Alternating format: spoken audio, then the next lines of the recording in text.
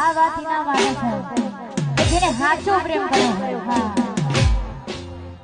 પછી બાઈ કો ગાડીઓ જોઈને પ્રેમ કરે પ્રેમ ના કહેવાય પ્રેમ કરે પ્રેમ ના કહેવાય પ્રેમ કરે